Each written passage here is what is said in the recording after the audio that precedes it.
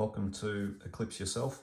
In this video, I'm going to give a brief introduction on the activity and in particular the road to success and keeping your activity in balance. So you can see today I'm all in balance with my gauges.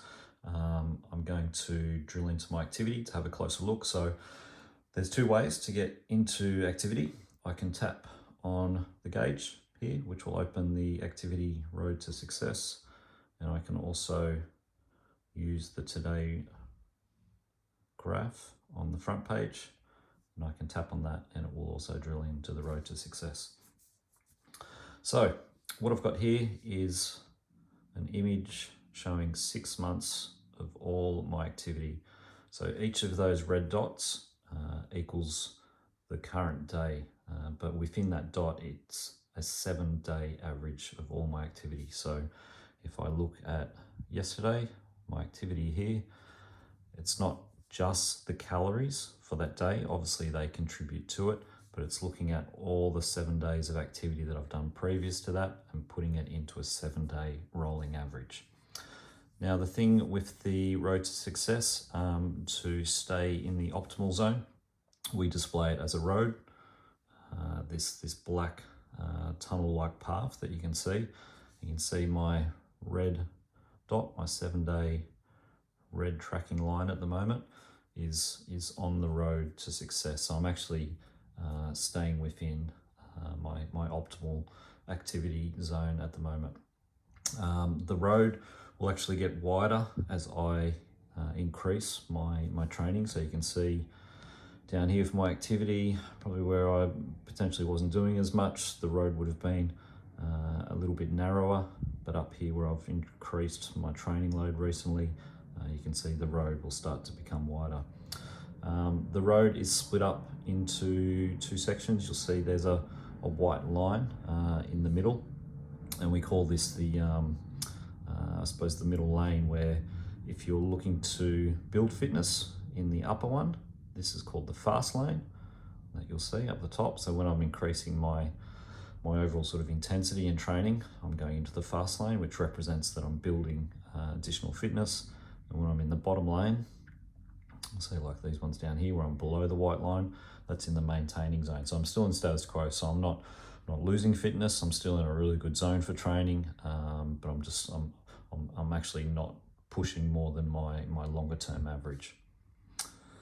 On the activity page here, if I scroll down, we do some breakups on the activities and the energy expenditure which is coming in. So you can see this one, I've got a 7-day and a 28-day pie chart and graphs.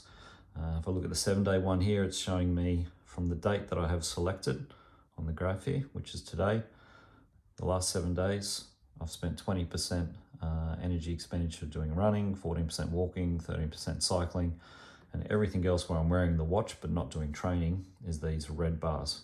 So the red one equates to 53% of my energy expenditure is actually outside of workouts and training, which is quite a bit.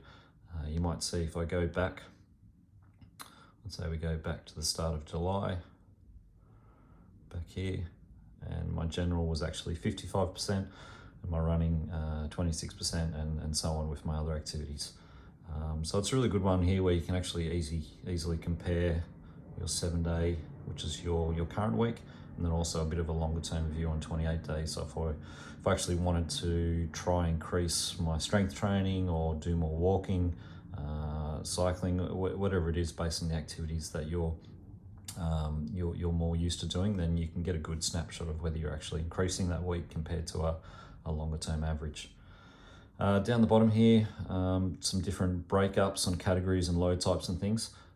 This all comes back to completing the inbox questions, and we have a video about the inbox where you can come on here and you can start to tag additional information, a bit of a post-workout survey that you can put on, completely optional, but this is where the information will fill in the pie charts down here for this information. Some other things about the road, obviously when the red dot comes off, that's when you will be out of balance, and the front page will show your eclipse out of balance.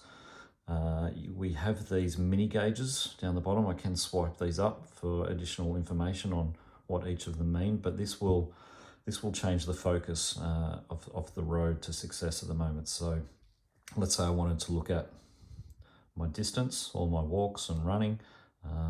It will change the metrics on the road. So activity was looking at my calorie burn, my energy expenditure, whereas distance is looking at all my walks and runs. I might want to look at loads. This is my internal training load, which is my my duration by my rate of perceived exertion, which gives a load unit which comes through. I might want to look at the time that I've been doing with all my workouts. So yeah, you can play around with these little mini gauges, we call them, down the bottom here. But the important one to note is that it's activity that drives the eclipse, and it's what keeps it in balance. So that's the important one from an energy expenditure focus.